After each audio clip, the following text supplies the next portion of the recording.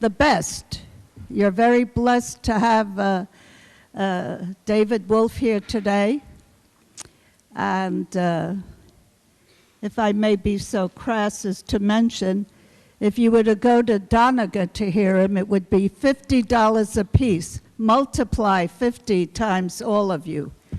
He's doing this because he loves to give to the students. Are you listening to me, or do you want to leave? David has been coming here for 15 years every semester. That's 30 semesters, and giving of himself. And I think that is the sign of someone dedicated to preparing the young people for the fashion industry at the best level. When you hear from David, believe him. It's every word is valuable for your future. And I'm going to this, my registered students are down here, right? After the class, I'm going to give you have to come up here because I want to give you some history of my work, okay? You'll pick one up from here, not from upstairs. Oh, I left my... David, could I trouble you for my bag?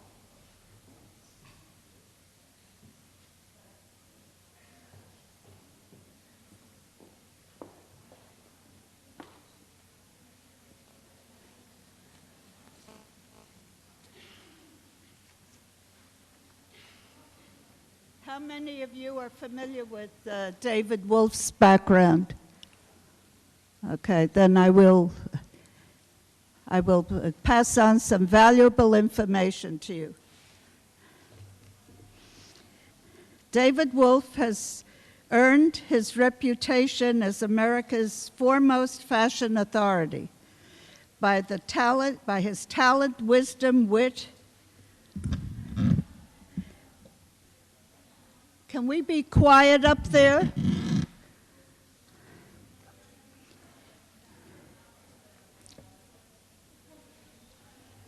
Okay, I'll wait till everyone is seated.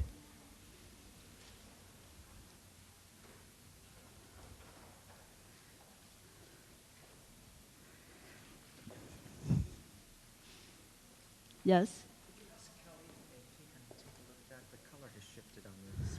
Kelly, can we have you down here? Is Kelly up there? Krista, is Kelly in the projection room? Anna? Kelly left? Well, the color has shifted. There's no color.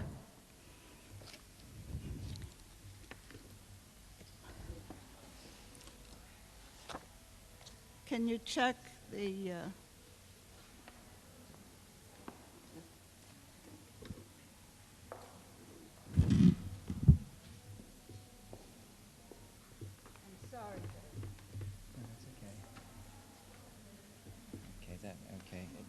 Looks okay on the screen now. Yeah. Was that just coming loose there? Was that the problem? Okay, cool. Okay.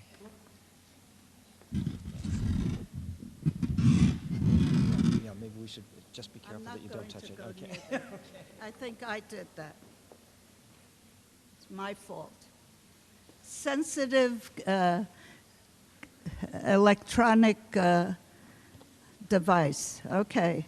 Let me tell you a little about David. As I said, those of you who are just coming in still, please be seated so we can start, okay? As I said, David Wolfe has earned his reputation as America's foremost fashion authority, and I can vouch for that because every semester the students are just enchanted with his message. By his talent, wisdom, wit, and his years of continuous excellence, David's approach to fashion, he capsules in his words as a lifelong interest which is a mix of style, economics, history, politics, weather, science, sex, and humor. He is the creative director at Doneger and a driving force. He's working with the major chairs of retailing establishments, department stores, and multi-billion-dollar businesses. A native of Ohio, he began his career in a small-town department store, working as a fashion coordinator, illustrator, advertising manager, because this was a small town with a small store. He then went to London, and in the 60s, he became very well known because he was doing fashion illustration for Vogue, for Harper's, for all the major stores and magazines in Europe. And he was visiting all the collections and reporting to Vogue and the important stores, important magazines. His established reputation in fashion is an illustration of how dedicated he is. He covered, well, I already told you that. Today he's here to give of his knowledge and precious time and privilege for us. He is a faithful presence here every semester, as I've mentioned, and I'll repeat it over and over again, because I'm very grateful and thankful to him, as we all should be. And I'm not going to say another word because you're tired of hearing me. And I want to welcome David. Thank you. Thank you ever so much.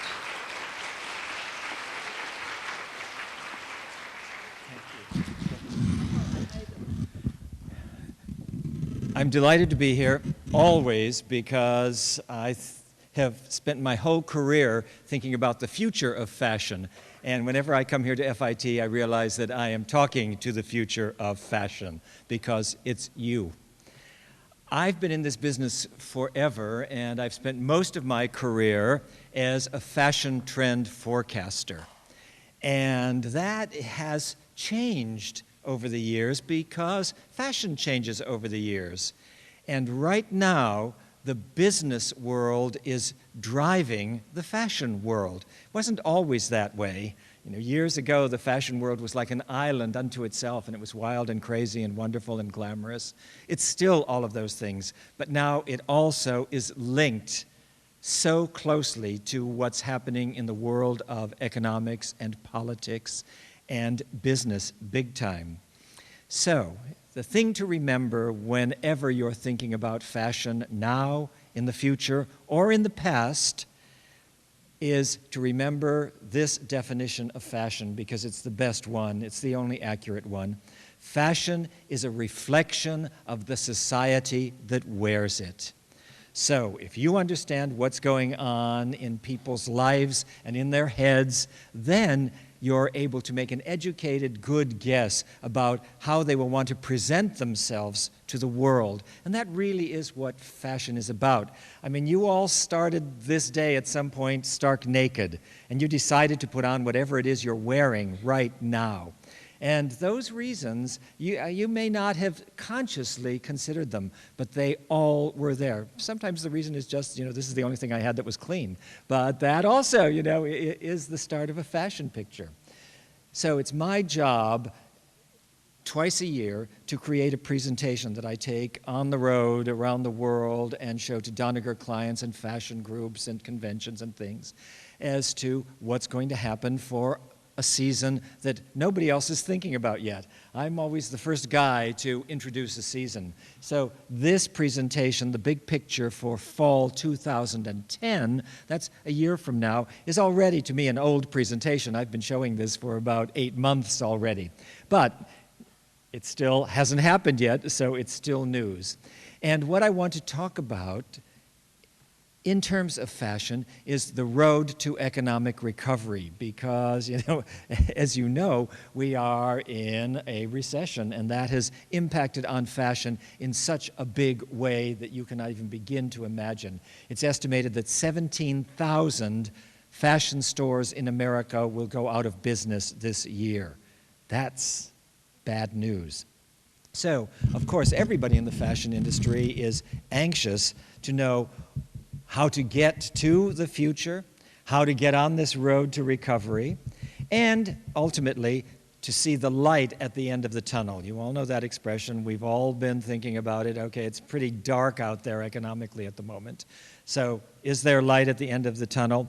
Well, fashion cannot afford to wait for economic recovery because we're planning ahead. So if we're planning fall 2010, we have to make an educated guess that recovery is going to be imminent. And when I talk to my clients, I always try to be optimistic. And I tell them, look for the light at the end of the tunnel, sometimes in places where you least expect it. I mean, here, for example, this guy has found the light at the end of the tunnel, It's important to understand not just fashion history, but history at large. And what I believe we are experiencing now is monumental. I think we are experiencing the end of a half-century of accelerated consumerism. At the end of World War II, none of you were around then. I'm embarrassed to say I was. Consumerism began to explode. And even though we've had ups and downs in business ever since 1945, by and large, it has just been growing and growing and growing and growing. Well, I think now we are leveling off and declining. Explosive consumerism that moved this kind of merchandise. People didn't own a television. Everybody had to buy a television. People hadn't been able to buy a car all during the war because, they were not being produced. So there was a big incentive to buy, and that has continued to snowball and snowball, and it especially affected the fashion industry. People consumed more and more and more fashion apparel, and trends started to move more and more quickly. The reason this happened is that fashion was a locked-in system. Every season, something brand new happened, something you hadn't seen before, something that wasn't in your closet already, and there was pressure to go out and buy it. This is the very famous Christian Dior new look of 1947. And in 1947, it was very new to every woman in the world because until that moment, she had been wearing huge padded shoulders, tailored clothes with short skirts. There were restrictions on fashion during the war. The war was over and suddenly all hell broke loose in fashion because of what Christian Dior did. Tiny little narrow shoulders that made everything a woman owned look old and wrong. Skirts that were long, some of them so luxurious that they had 25 yards of fabric in them. This was so desirable that everyone the world over had to go and buy a version of this look. And then it kept snowballing and moving along. In the 1960s, fashion got to the moon long before NASA did. This is the moon look created by André Courrèges in Paris, the most important designer of the decade. No longer a force at all, but he created little A-line dresses, white go-go boots, and everybody looked like they were what we thought then looked futuristic. The mod look, the London look, the 60s, the explosive youth explosion, because fashion was being revolutionized because young people were taking over the reins, and everything was moving faster than it ever had before. And it continued. It was still going strong in the 70s. This is Diane Von Furstenberg when she was a hot babe. She's still a hot babe, but now she's a hot old babe, okay? And she became very, very famous for something as simple as a wrap jersey dress that every woman in America wanted to buy and did buy, and created an empire for Diane. Didn't have to be that revolutionary. Here is a pantsuit by Yves Saint Laurent, arguably the most important designer of the last half of the 20th century.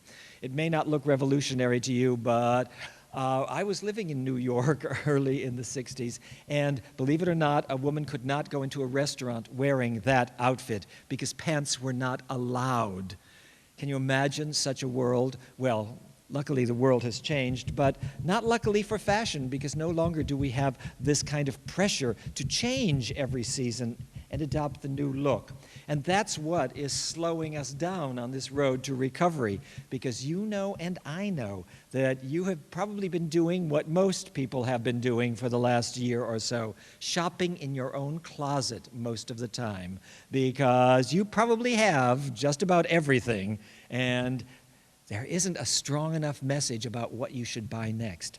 So when I'm talking to my clients, and that includes, retailers all over the world, we go from, Nordstrom and Saks Inc. down, I'm not sure it's down, but down to Walmart and Kmart as clients globally. So I have to think of how to advise all of these various people on how to get along this road to recovery. And I always like a heavy-handed message. So, road to recovery, graphically, I'm going to play with traffic lights. I like being obvious sometimes.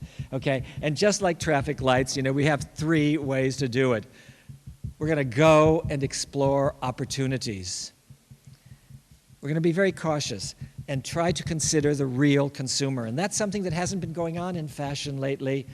Fashion has become an elitist spectator sport that means nothing to most people. Raise your hand. Have any of you seen the movie The September Issue yet? Isn't it great? It's absolutely fabulous, and it has nothing whatsoever to do with the real business. It is about the magazine business and about creativity. But as wonderful as Grace Coddington's, wonderful, wonderful layouts go, who wears that stuff? Nobody. Okay? Then there are certain things we have to stop. And I think the most important thing we have to stop is fashion tunnel vision, which is what everybody who works at Vogue has. They really believe that that's the world. It's part of the world, but a tiny little part. So we have to, first of all, let's start with a red light. What do we have to stop doing? Well, we have to stop fashion tunnel vision, and this is what I mean by fashion tunnel vision. Fabulous, fabulous clothes that nobody wears. What is the point? The point is that it's inspirational and creative and exciting and yada, yada, yada, but it doesn't move the merch. The important thing to remember is that fashion is a business. It's one of the most important industries contributing to the American and global economy. And if we keep insisting that this is what fashion is about, most women in the world will look at it and say, oh, no, thank you. I don't think I have to go shopping today.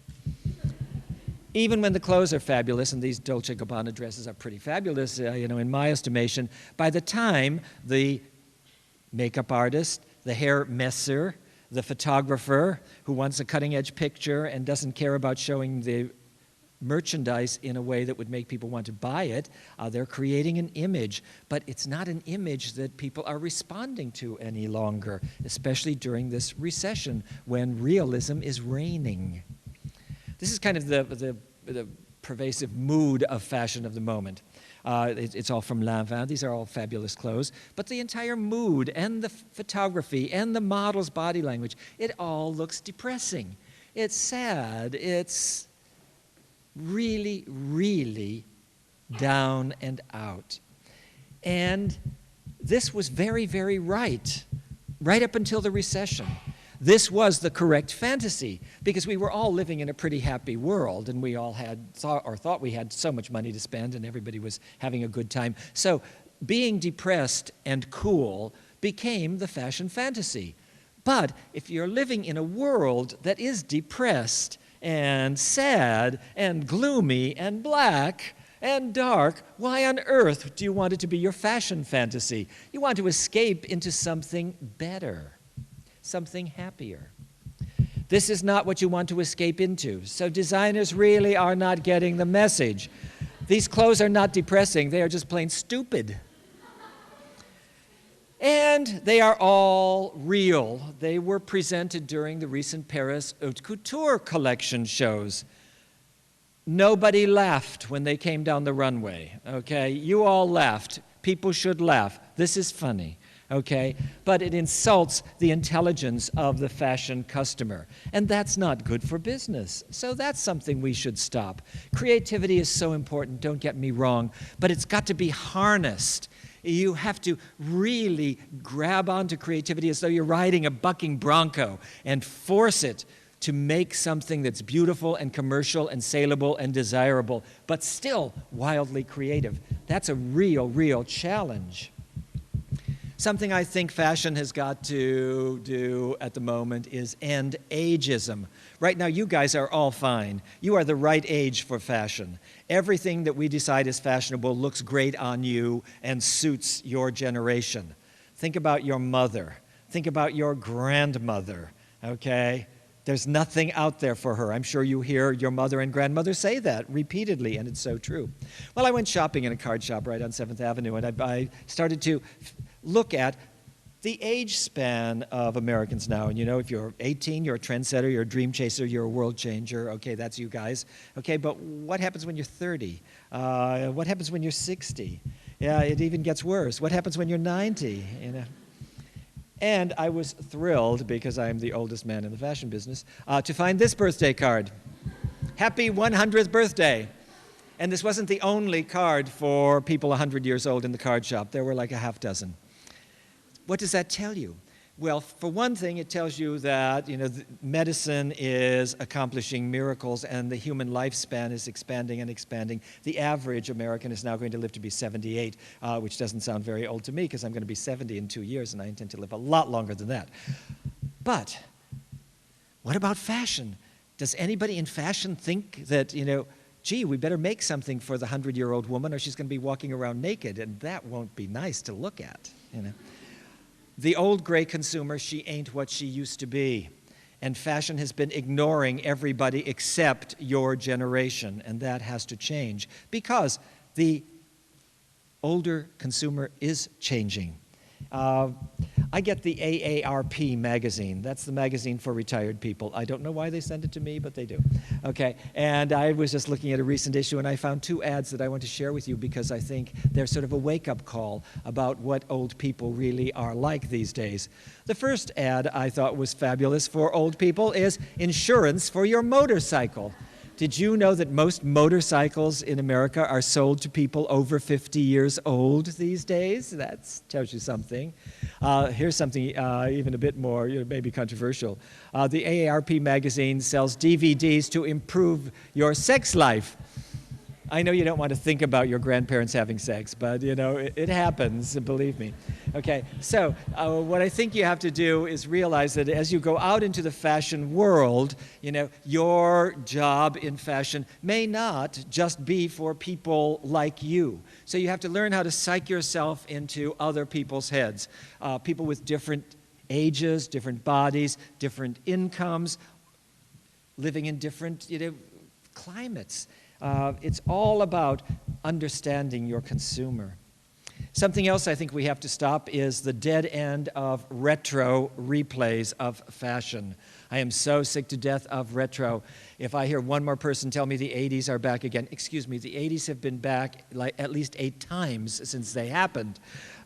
These pictures, all of the gorgeous Giselle Bündchen, were all in one issue of Harper's Bazaar. They are all clothes from one season of fashion this fall. And look, every single decade for the last, you know, half century is all being revived at the same time. We need new. Let's talk about vintage for a moment. The image on the left is fascinating to me. The dress on the left by Balenciaga was designed in 1962. It's a pretty gorgeous dress. But then this year, Nicolas Ghesquière, the designer at Balenciaga, recreated exactly the same dress for Balenciaga. Excuse me, you know, that is not original, that is not fashion, that is ripping off an old idea. The picture on the left is from Women's Wear Daily, and I'm showing it to you because vintage can be such a confusing issue. There's this big article, Yves Saint Laurent's new vintage collection bows at Barney's. What on earth is a new vintage collection? Well, the designer, Stefano Pilati, who was in, you probably saw him in the September issue movie, explained it. He said, "My aim was trying to give fashion a value that is a bit beyond the visual aspect or the consuming aspect." What on earth does that mean? I mean, he said it in French, I'm sure, so maybe it made better sense in French, but, you know, it's like fashion double talk. So I did some research, and here's what they were doing. They found some bolts of old fabric in the warehouse at Yves Saint Laurent in Paris, and they took the old fabric and made new clothes out of it. So it was a limited collection of new vintage. That is so stupid, okay? Don't be afraid to be judgmental. I mean, not everything that comes down a runway, just because it comes down a runway, is good. And not everything that a designer does is smart. Think about it. You know, have the courage of your own convictions. If you see something that everybody says, oh, that's divine, and you think it's crap, say so. Okay, let's talk about the red carpet. Oh, last night, how many of you watched the Emmys?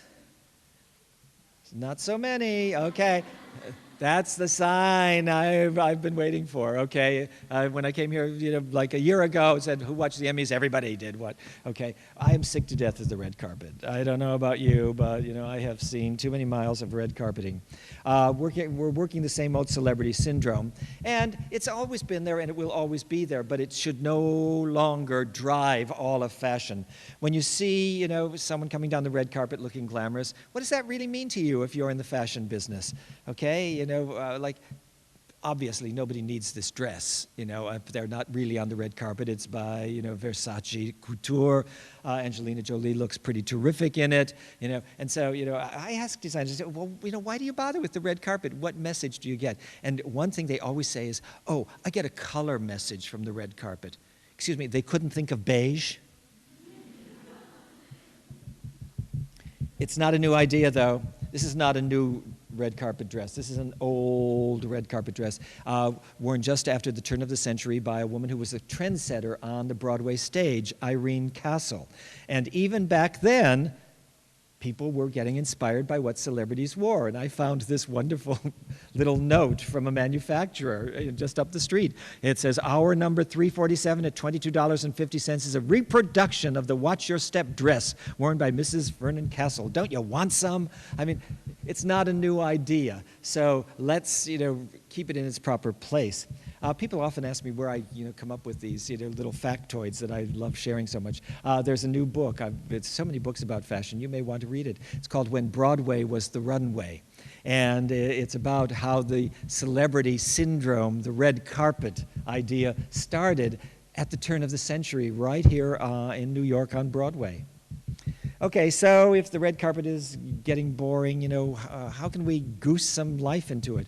Well, I've been amused lately to find that, we're obsessed with what celebrities' children are wearing. So if you're in the children's wear industry, even there, you're being influenced by the celebrity syndrome. We need some new role models, and we need them desperately. Lindsay Lohan has just been named creative director of Ungaro in Paris. Dumb idea, okay? Okay, so if we're scraping the bottom of the barrel with Lindsay, no wonder, this year advertising campaigns are showing us vintage role models, heroes. That because of the 40th anniversary of the moon landing, of course, they use the JFK image to sell watches, and I love that Louis Vuitton ad with the 3 aged astronauts gazing at the moon where they evidently intend to go schlepping their Vuitton luggage that they have in the picture too. Okay, let's talk about what's wrong with fashion right now. Here is a lineup of pictures from the pre-spring 2010 designer collections. Terrific clothes, all of them. But there is no message. People keep saying, what's the trend? What's the trend? What's the trend? There is no trend here. The problem is there is no definitive direction. Fashion is, and always has been, a game of follow the leader. If we don't have a real leader, if everybody is a leader, then there's no one to follow. And the resulting confusion means that people just slow down when they're shopping because they don't know what to buy, and we are not speaking with a clear voice telling them what's new and what they must buy. Let's make it simple, okay? Pretend a woman wants to buy a pair of pants from the pre-spring collections. What should they be? Cropped, tight, wide, pegged?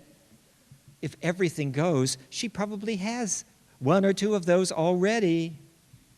How about something as simple as color direction? Because color is back and is real important. And I looked at the collections. I thought, well, there must be a color message here. And I got so excited. I thought, oh, okay, it's black and or white. That's a strong, clear message. Well, that was there, but also neon was there, and bright was there, and pastel was there, and tints were there, and muted color was there. I was desperate for a fashion story. Prince, okay, we're in a great print cycle. Maybe, that's the story. Prince with plenty of pizzazz. Yeah, except plain was there too, and looked perfectly good. So that represents a real problem. We have to stop doing everything all the time and start developing stronger messages that a consumer can understand that might inspire her to go shopping. One thing is certain, during these confusing times, classics are the fail-safe fallback. And they can just be tweaked a little bit and look new, and they seem like a safe, good, sensible investment. And I think you will be seeing more and more classics as we go through the next year or two. Let's move on to a different traffic light. Caution. Let's consider the real consumer.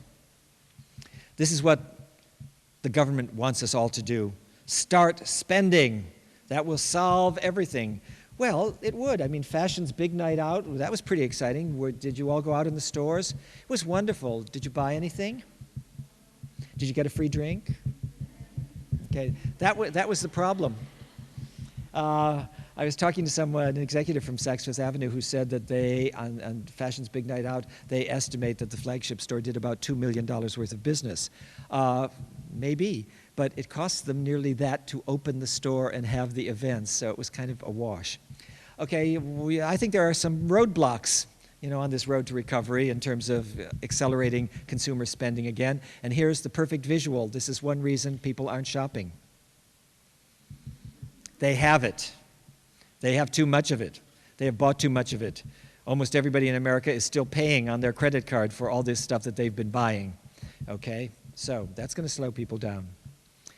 Here's an article I found that really intrigued me because I always look for things outside the fashion industry to help me understand fashion. And right now, Americans are keeping their cars for 9.4 years.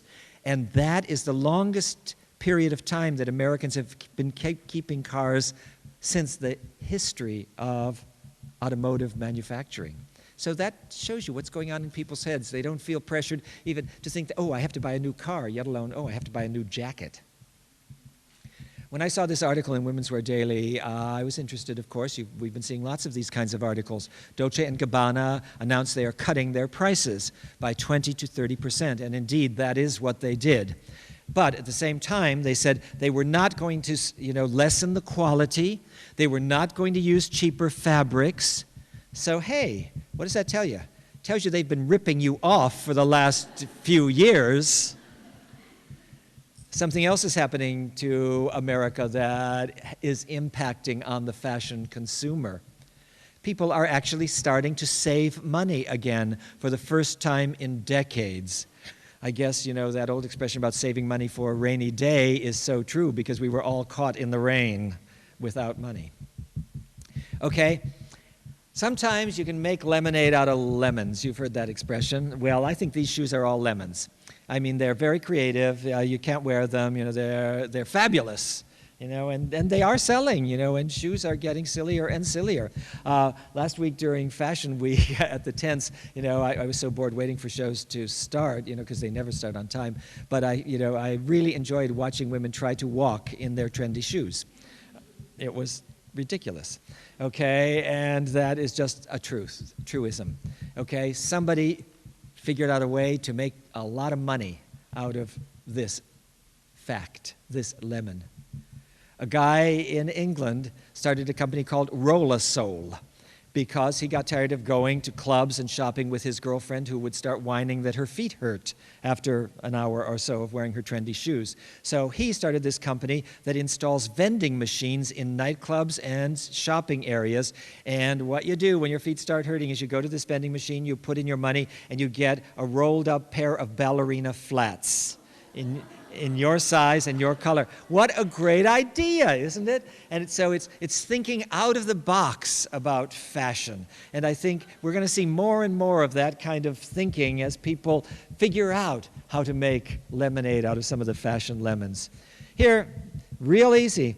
For a long, long time, fashion consumers of a certain age, as the French say, have been complaining that all evening wear is too bare. They don't want to show their upper arms. You know that terrible thing that happens to old ladies? Well, guess what? Some designers actually listened for a change and actually sent down the runway some evening wear with sleeves or covered up arms or evening wraps or jackets. Okay, let's talk about black. Black has always been part of fashion, but for the last 29 years exactly, it has been the color of high fashion. I can tell you that authoritatively because I was there in 1980 when black happened, when the Japanese designers first came to Paris with their collections, and their collections were all black, and everybody in the audience said, well, this will never happen. The American woman will never wear this much black. Well, they were wrong, of course, but I think 29 years of black is plenty, and we can now move on, especially because black not only is monotonous, but it is depressing, and we are bummed out by the recession, so we're ready to move on to some color. But color is always reflective of our emotional state, and we aren't exactly happy now, unless we're on drugs, but that's a whole different presentation, okay? So the fashion color is serious. Dark, but rich. So watch out when fall 2010 comes along for overripe berry colors, for bronzine, deep teal, all kinds of, these are like a continuation of the purple that has, been building momentum over the last couple of seasons. And at the Doneger Group, of course, we work in advance with color, and here are some colors that I picked out from our fall 2010 color forecast that I think will be good-selling colors, that are serious but not depressing, not sad. And that will also reflect in menswear as well. These days, when we're talking about fashion, we're really talking about women's wear and men's wear at the same time, because even though they're not exactly the same, they're moving and responding to the same things going on. Men feel, the recession in the same way that women feel the recession. And here are some more colors that are part of this serious movement toward wonderful mid-tone, nice, saleable color that will be flattering and saleable. Watch out for a continuation of red. It's like the no-brainer bright. You don't have to know anything about color to know that red will sell, and everybody looks great in red, and it's exciting. For the people who are too chicken to move into a whole lot of color, watch out for a lot of red accessories going forward. Red belts, red gloves, red shoes, red handbags, certainly. Because color is so emotional and we're all a little nervous and afraid, watch out for colors that make people feel more comfortable, colors that are soothing, like these beautiful face powder shades that we saw in the collections. They're probably a little bit too high fashion to be commercial, so you're going to see a commercialized range of these soft, comforting colors. This is interesting to me because these look like they should be spring colors, when we used to think, oh, pastel color only happens in the spring and rich color happens in the fall, and brights happen in the summer. Well, those rules just don't apply anymore. There are some of the comforting colors are colors that are not new, but they're the right colors. So watch out for a continuation of the interest in classic camel hair, really from the menswear world, but crossing over into women's wear. And always spin doctored a bit, so it's a little bit brighter, it's a little bit more pale than the true classic would be. Because nobody, especially in these times, wants to buy something that they already own. And that includes color. Watch out for that same urge for comfort to affect fabrics, too. We will be seeing a lot of furry knits and wovens, a lot of boucle, velvet, and shearling, either real or fake. Utilitarian fashion really is the answer to a lot of people's prayers these days. It's one reason that their denim is selling so well this fall. People want fashion that seems like it will work for them.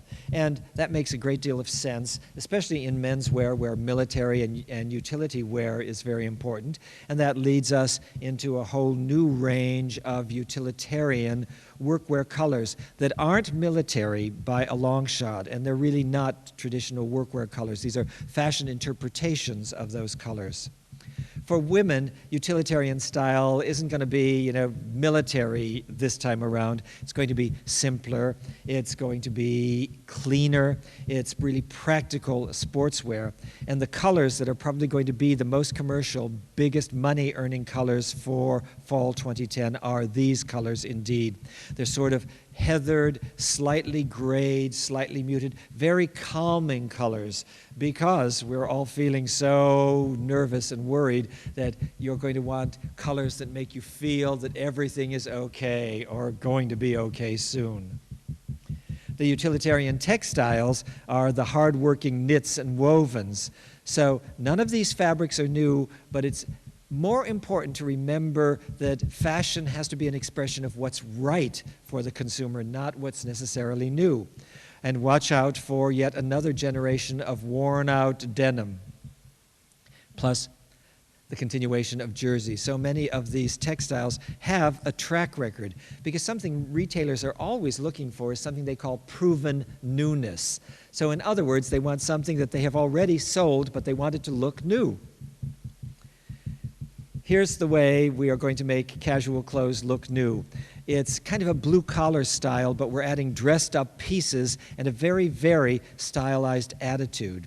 Same thing happens for menswear that is kind of countrified and rustic. It's almost like, blue-collar workers suddenly, started reading GQ.